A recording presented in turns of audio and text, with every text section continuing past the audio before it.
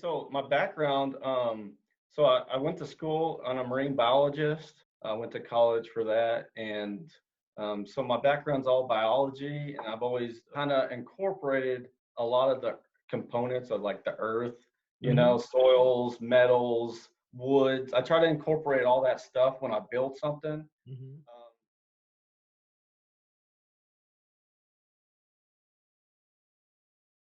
And my mom's her background's artist, as an Right. artist, like metal sculpting, just pretty much art design.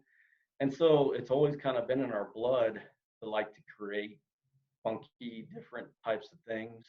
So you think Yeah, you were influenced by what you saw growing up, your mother doing, kind of some of her art, or at least some of the expression she was showing. And a lot of times that kind of thing does run in the family, but the influence usually comes from someone else who you see doing it, and you get some inspiration from that.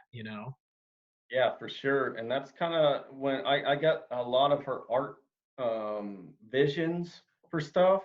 And then my dad had the mechanics of it. So I kind of, learned how to work with my hands when I was young. Got like the form from your mom and the function from your dad, and it kind of made up who you are, and then you put your own flavor into it.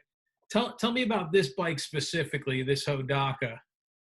Okay, so you've heard this kind of the basis. I was at a fleet like a swap meet for motorcycles out there, and you probably may even been out there. Rama is in Okay. Massachusetts, Okay. and so I'm walking through. I just went out there because my buddy had a bike out there. He was showing and stuff like that, and walking around, and I see this awesome looking. It wasn't chrome anymore. It had that tarnished look to it, but I was thinking, man, I really hadn't been building bikes in a little while. I didn't. You get burned out a little bit, so I kind of didn't want to do anything like that. And I saw that, and I was like, man, I'm going to make a table lamp out of this. And so I started doing research on where that tank came from. I didn't know about Hodakas and all that Right. stuff. Right. Started doing research, and shoot, I got the tank for $20. So I was like, heck yeah, I'm going to make an awesome lamp out of this. Yeah. Right. So once I started doing the research behind it, I was like, man, this is pretty cool bike. They have cool names. I don't know if you know about the Hodakas, but they have like Dirt Squirt. Yeah. Yeah. Yeah. Yeah. Yeah. Like Mudlark and yeah. Yeah, like a Wombat and Combat Wombat and Yeah. all Yeah.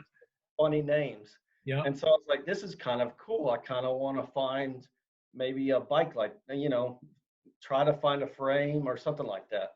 So I started looking, I found everything except for the tank and the motor for 120 bucks. So from a guy selling it in Connecticut. So I bought it, picked it up, and so far I'm only out 140 bucks total. So I was like, this is awesome. And so I had this old vintage saddle blanket sitting around my house forever. And I'm like, I'm gonna do something funky. I grew up in a house where my parents loved Native American art, Sure. right?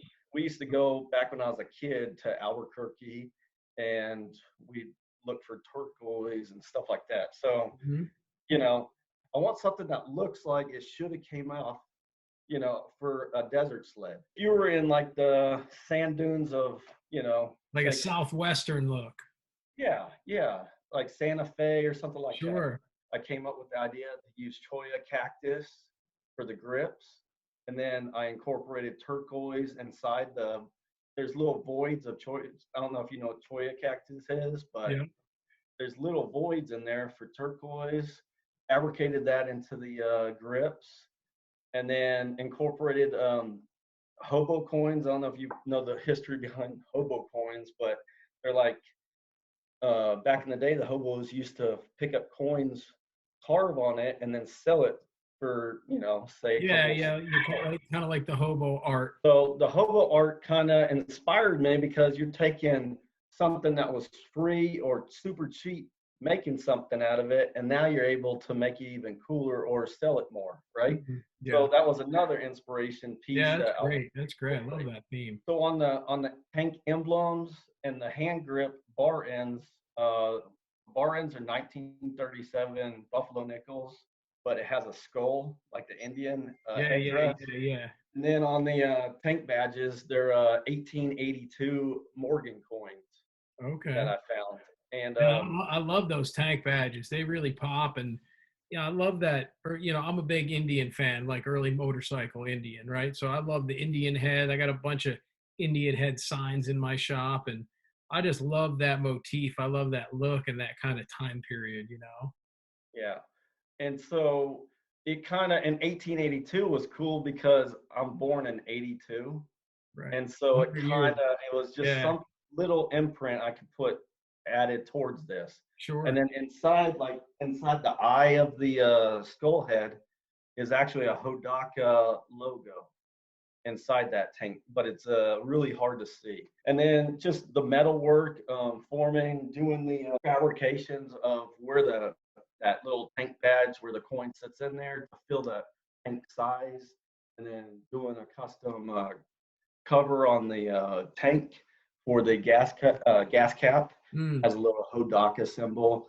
The biggest thing about this whole bike, what I wanted is, like I said earlier, when it rolls off a showroom floor, you don't know if it's been built from Hodaka or if it was custom.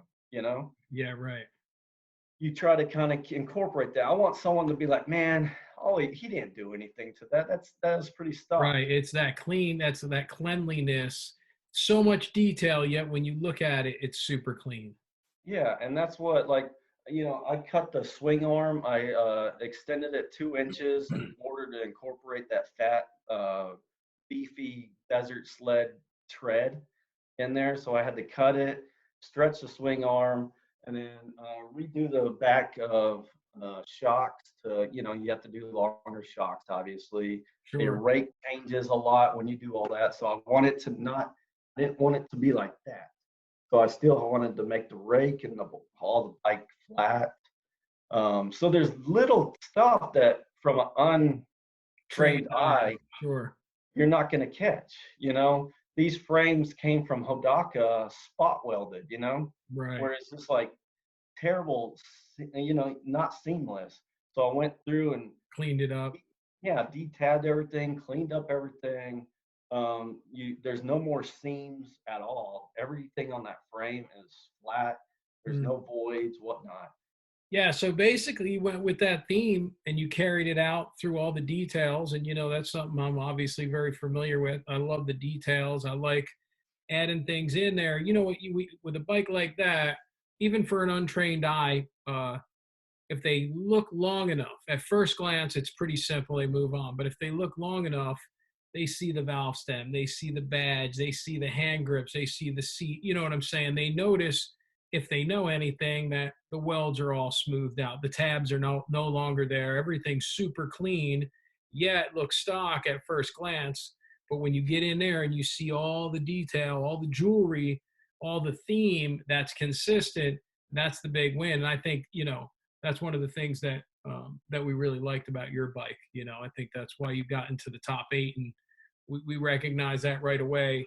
That attention to detail is one of the things we're looking at, and the innovation, right? Because it's innovative to take all that stuff and roll it into what might at first seem like a stock configuration, but when you Yeah. look more closely, you start to see what's so great about it. I really appreciate it because the little guys never get recognized No, ever. they really don't. And there's so many people out there. And, that's what this competition's really been all about. I've had this great big platform for almost 20 years now. And it's guys like yourself that have kept me on television and kept watching me do what I do.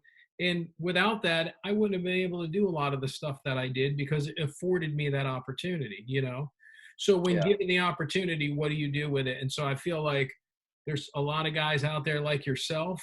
Nobody knows them. They're talented. They're gifted. They have creative thought. It's different than other people. And that's what makes, frankly, the country so great, right? So it's yeah. that level of innovation and creativity that the Next American Innovator has been looking for through this competition and will be looking for through future competitions as we move forward into different categories. And, to your point, you worry about what people are going to think, or you don't want to offend anybody, or some people don't get it. Um, I guess I could take the opportunity now to let you know that you have won People's Choice for the Next American Innovator. Congratulations, man. That's awesome. Yeah.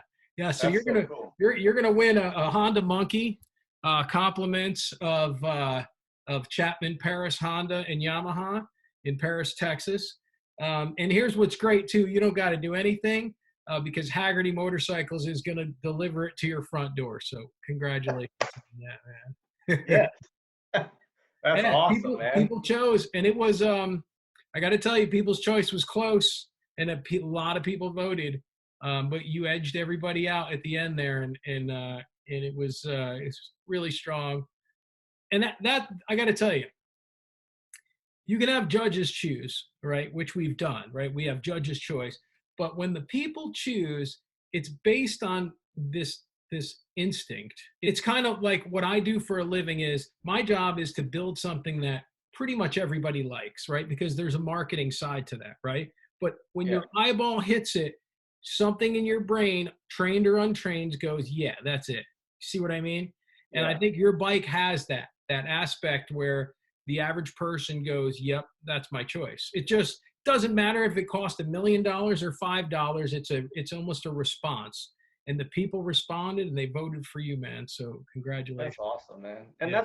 that's the thing about the whole Hodaka is you can literally back in the day go in there, buy a Hodaka, take it to the race course, not do one thing to it, and outrun a lot of the Hondas and the other competition bikes that were twice, three times the amount, you know? Yeah. Yeah. And I get so many older gentlemen and ladies come up and say that's one of the first bikes I ever had when I was a kid.